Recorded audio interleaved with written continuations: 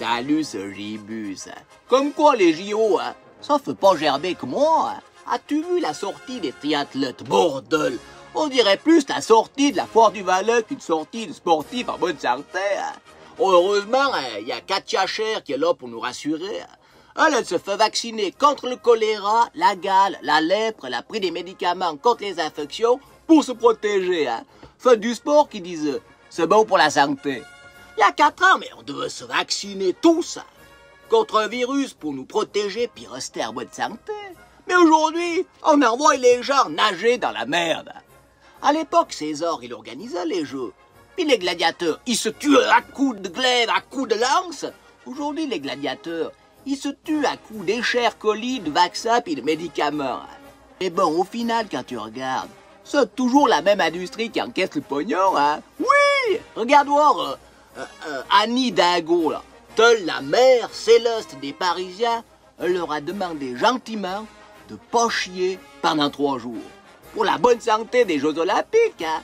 Mais pas forcément celle des athlètes. Hein? Nos amis fous, ils doivent bouffer des Imodium pour éviter de chier pendant 3 jours dans la Seine. Puis tu sais quoi? Les actions d'Imodium, elles ont pris l'ascenseur depuis les JO. C'est bizarre, hein? Elle est belle, la ville lumière, hein? Y a pas que les triathlètes qui ont pas la lumière à tous les étages, on dirait, hein?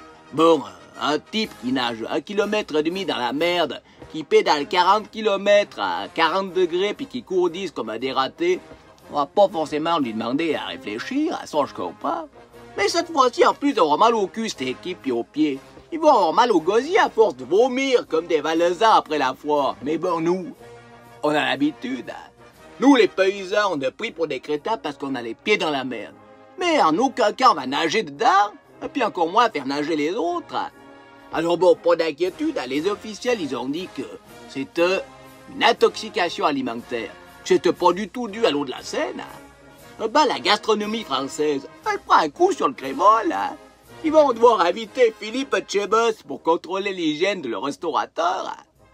Hein. Et puis pendant ce temps, dans les gradins, les politiques puis les officiels, ils chantent « Alouette, gentille alouette, alouette, je te plumerai ». Mais c'est qui cette alouette qui sont en train de plumer, hein? Allez, salut les sauvageons valaisans. Et puis surtout, fermez vos écrans. Allez dans la paix du Christ.